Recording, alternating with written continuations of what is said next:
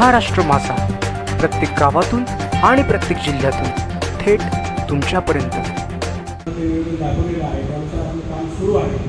त्यानुसार त्याचप्रमाणे शासनाने लोकस्तरीय कमिटी आणि ग्रामस्तरीय कमिटी निश्चित रक्कम शासनानं हे केलेली आहे, जाहीर केलेली आहे.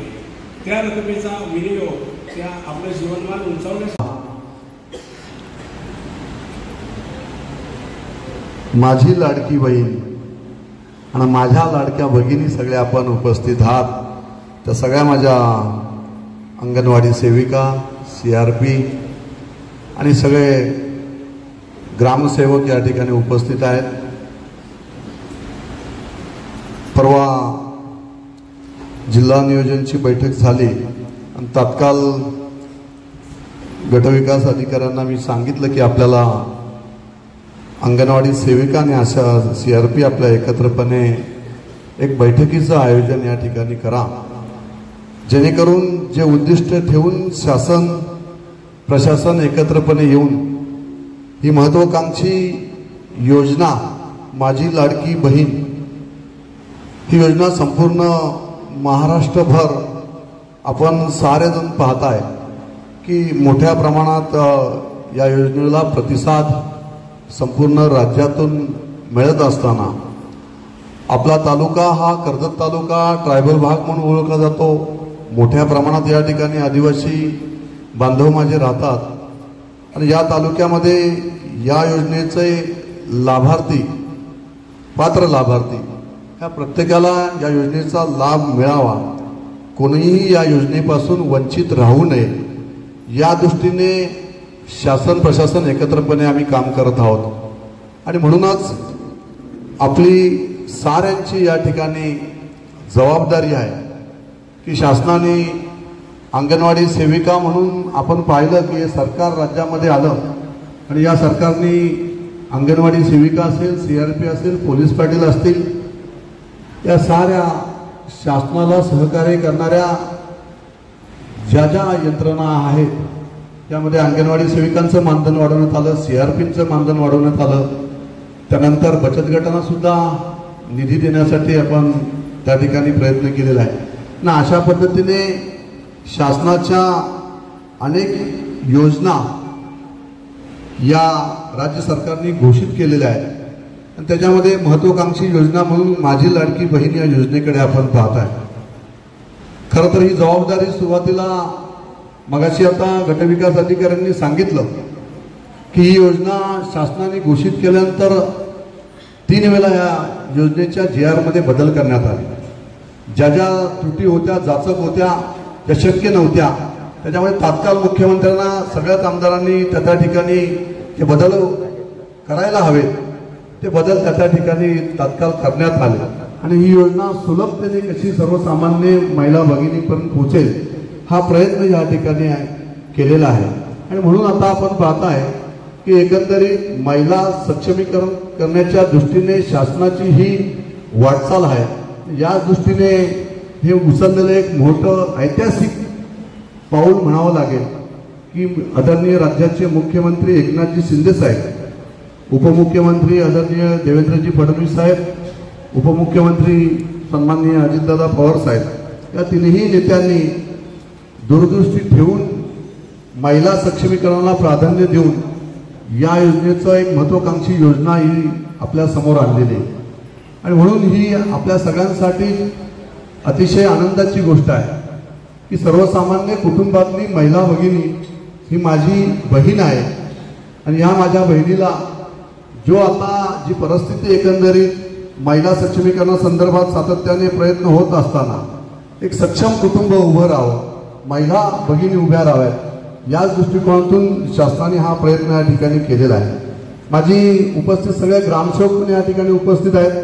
थोडं पत्रकारांना 2 मिनिटं थोडंसं साईडला घेतो. थोडं मागचे आमचे ग्रामसेवक या ठिकाणी उपस्थित आहेत. सर्व ग्रामसेवक उपस्थित आहेत का या ठिकाणी? किती आता हजर सगळे आहेत?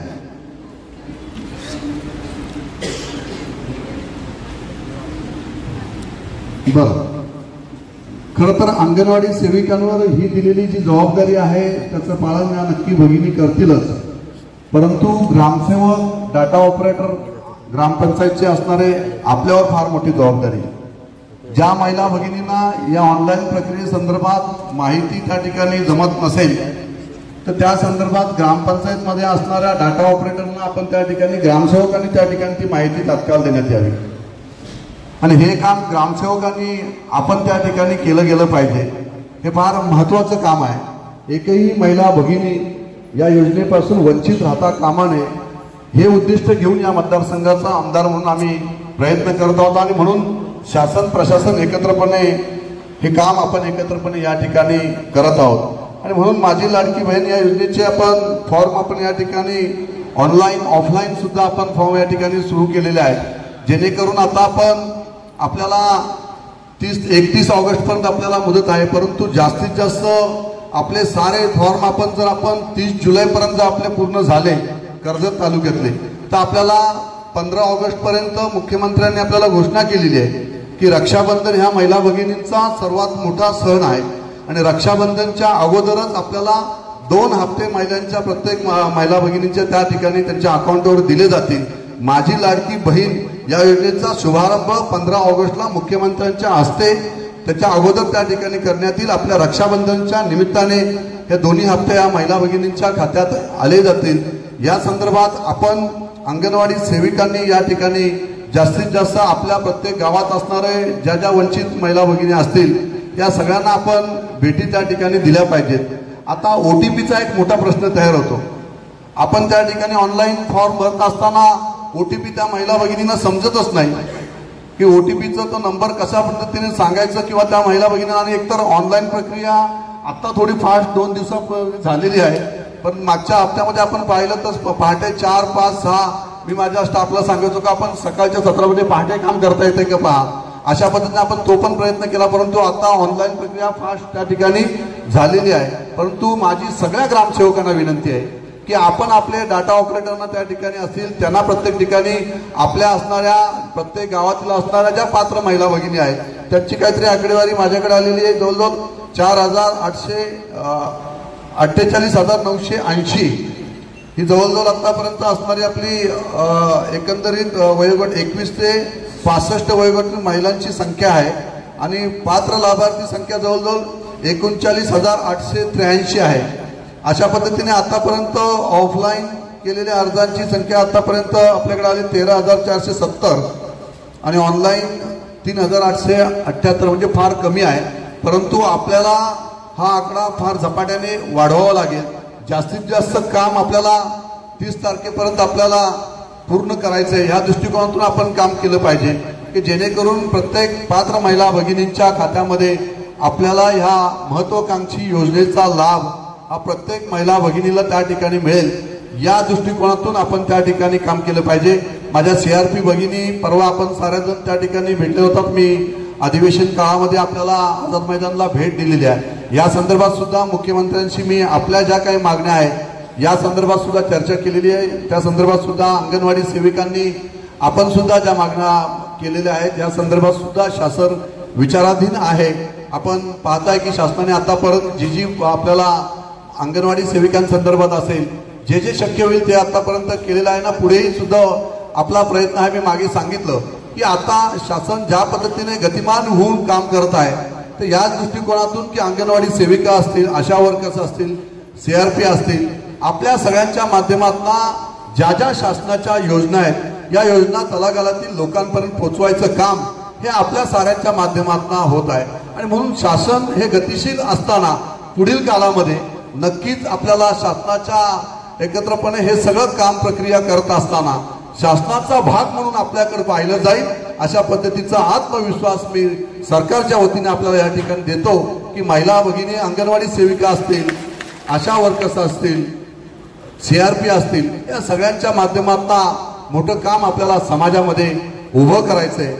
या संदर्भात वयश्री योजना सुद्धा आपली आता आलेली आहे आणि वयश्री योजनेचं काम आपण डॉक्टर गुरुवांना मी आता या ठिकाणी सांगितलेलं आहे की 65 वर्षावरील नागरिकांना 3,000 रुपये आपल्याला एक रकमी त्या ठिकाणी मिळणार आहेत.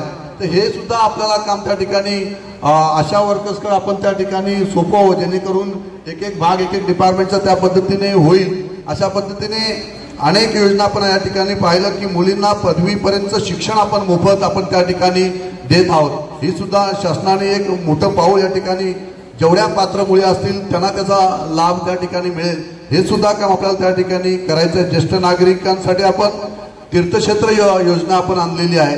या योजना सुद्धा आपण आपल्या सगळ्यांच्या माध्यमातून आपण तळागाळातील लोकांपर्यंत त्या ठिकाणी पोहोचल्या गेल्या पाहिजेत। आणि मुख्यमंत्री अन्नपूर्ण योजना या योजना सुद्धा महिला भगिनी आपल्यासाठी 3 सिलेंडर आपल्याला त्या ठिकाणी पात्र महिला भगिनींना त्या ठिकाणी मोफत देण्यात येतील। तर हे आपल्याला तुम्हाला माहिती आहे एका सिलेंडरची आता प्राइस काय येते आहे ना। मग 3 सिलेंडर आपल्याला मिळाल्यानंतर बरंचसं काम महिला भगिनीचं घरातील हलकं होऊन जाणार आहे।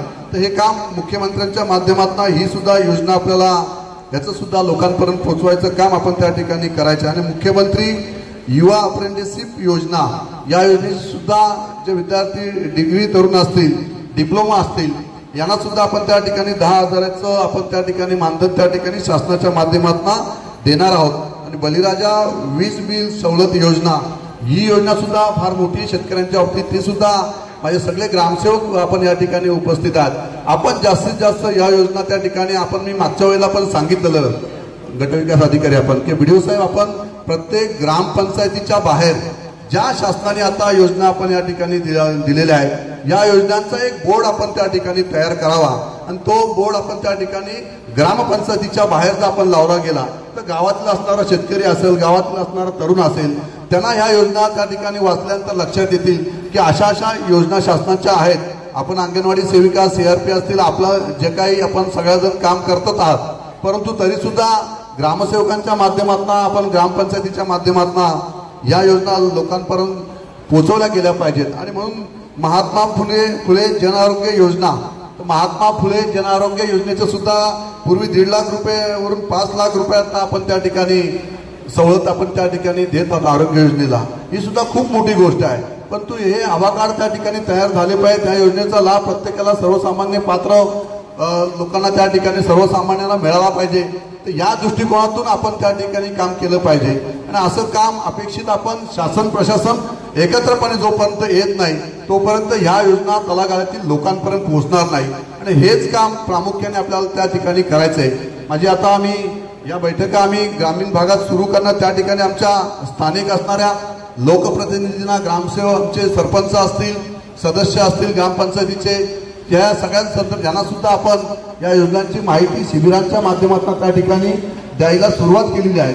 आम्ही काही निरीक्षक सुद्धा नेमलेले आहेत ते सुद्धा खाली जाऊन या योजनांची माहिती त्या ठिकाणी देत आहेत। पण प्रामुख्याने आपण अंगणवाडी सेविकांना शासनाच्या माध्यमातून प्रत्येक फॉर्म मागे आपण त्या ठिकाणी 50 रुपये आपण त्या ठिकाणी भत्ता सुद्धा आपण त्या ठिकाणी देत आहोत। तर जास्तीत जास्त आपल्याला हे फॉर्म कसे भरता येतील लवकरात लवकर हा प्रयत्न आपण या माध्यमातून त्या ठिकाणी करावा।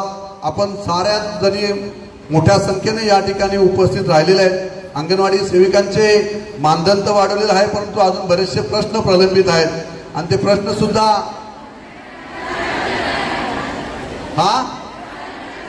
कमी पडले।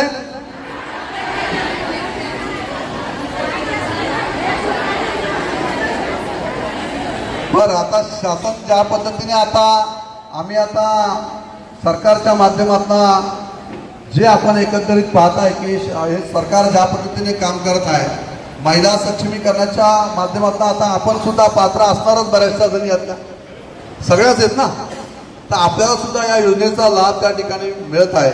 आज आपण पाहताय की CRP असेल अंगणवाडी सेविका असेल ज्या ज्या मागण्या आहेत त्या संदर्भात शासन आता आपण नक्कीच ज्या विचाराधीन आहे नक्कीच हा प्रश्न सरकारच्या माध्यमातून मार्गी लागेल। ह्याच्या अगोदर अनेक सरकार येऊन गेले परंतु जे काम शिंदे सरकार करत आहे असं काम कोणत्याही सरकारने आतापर्यंत केलेलं नाही। कधी कोणी हा विचार केलेला आहे का?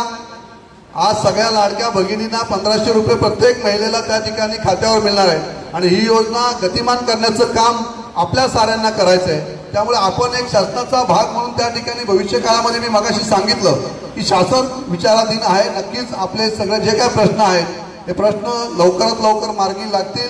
आम्ही सगळेच आमदार त्या ठिकाणी प्रयत्न करत असतो की या सगळ्या आमच्या नेत्यांसमोर मुख्यमंत्र्यांसमोर की सरकारच्या माध्यमातून ही जी काही यंत्रणा अंगणवाडी सेविका असतील आशा वर्कर्स असतील आणि त्यानंतर CRP असतील या सगळ्या भगिनी ज्या पद्धतीने काम करत आहेत, शासनाचा खूप जो लोड आहे तो कमी करण्याचं काम या सगळ्या भगिनी माझ्या त्या ठिकाणी आपण करत असतो. आपण खूप चांगलं काम केलंय. मी कोविडमध्ये पाहिलं, कोविडसारखं महाभयंकर संकट संपूर्ण जगावर, देशावर, राज्यावर ओढवलं गेलं होतं. अशा परिस्थितीमध्ये त्यावेळेस मोठ्या पगाराच्या लोक असणारे शासनाचे बरेचसे लोक त्या ठिकाणी काम करत होते. परंतु माझ्या आशा वर्कर्स असतील, अंगणवाडी सेविका असतील, CRP असतील, यांनी तळागाळापर्यंत जाऊन त्या ठिकाणी जो काही प्रचार प्रसार त्या ठिकाणी करायचा होता तो आपण त्या ठिकाणी केलेला आहे. मोठं काम आपल्या माध्यमातून त्या ठिकाणी उभं राहिलेलं होतं आणि हे आम्ही सारेजण त्या ठिकाणी वेळोवेळी शासन दरबारी आम्ही त्या ठिकाणी सांगत असतो की मोठं काम महिला भगिनींच्या माध्यमातून, अंगणवाडी सेविकांच्या माध्यमातून, CRPच्या माध्यमातून, आशा वर्कर्सच्या माध्यमातून या ठिकाणी होत आहे.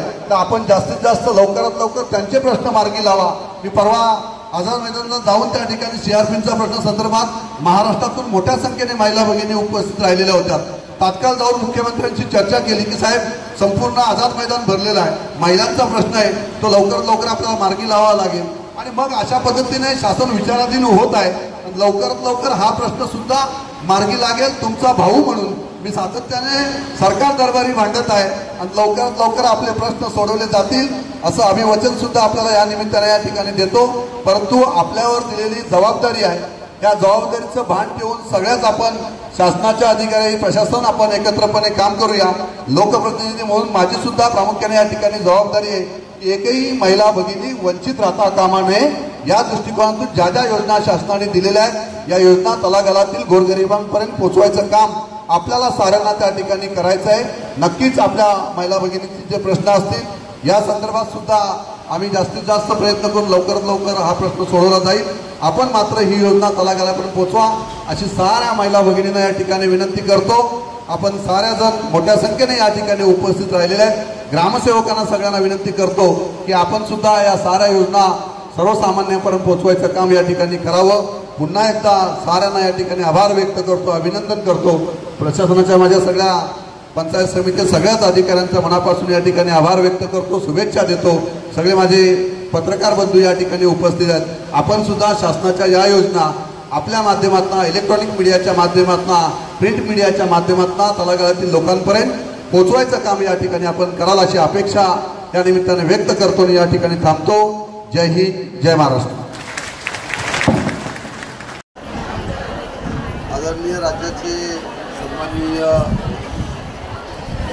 संवेदनशील मुख्यमंत्री एकनाथजी शिंदे साहेब यांनी महाराष्ट्राच्या महिला भगिनींसाठी, महिला सक्षमीकरणासाठी मुख्यमंत्री माझी लाडकी बहीण ही योजना आणलेली आहे आणि या योजनेचा उत्स्फूर्त प्रतिसाद संपूर्ण राज्यातून मिळत आहे. कर्जत तालुका हा ट्रायबल भाग आहे आणि यामध्ये मोठ्या संख्येने महिला भगिनी पात्र आहेत आणि या सगळ्या महिला भगिनींना कर्जत असेल, खालापूर असेल, त्यामधील सगळ्या महिला भगिनींना, बऱ्याचशा महिला भगिनींचा लाभ या ठिकाणी पात्र महिला भगिनींना मिळणार आहे. आणि म्हणून आपण या ठिकाणी पंचायत समितीचे गटविकास अधिकारी आमचे चंद्रकांतजी साबले साहेब आणि आम्ही सगळ्या अंगणवाडी सेविका असतील, आशा वर्कर्स, CRP, ग्रामसेवक या सगळ्यांना या ठिकाणी एकत्रपणे बोलून एकही महिला भगिनी वंचित राहता कामा नये या योजनेपासून. या योजनेचा लाभ प्रत्येक भगिनीला, त्या ठिकाणी पात्र भगिनीला मिळावा या दृष्टिकोनातून आम्ही सगळ्या अंगणवाडी सेविकांना आणि CRPना या ठिकाणी तसे सूचना केलेल्या आहेत की आपण लवकरात लवकर या सगळ्या भगिनींचं जे काही ऑनलाईन फॉर्म असतील, ऑफलाईन असतील ते भरून घेऊन ते आपण तहसील कार्यालय असेल, पंचायत समिती असेल करून पोचवावेत, जेणेकरून लवकरात लवकर या महिला भगिनींना या योजनेचा लाभ मिळेल. महाराष्ट्र माझाला सबस्क्राईब करा आणि बाजूचा बेल आयकॉन प्रेस करून मिळवा आपल्या परिसरातील ठळक आणि ताज्या घडामोडी.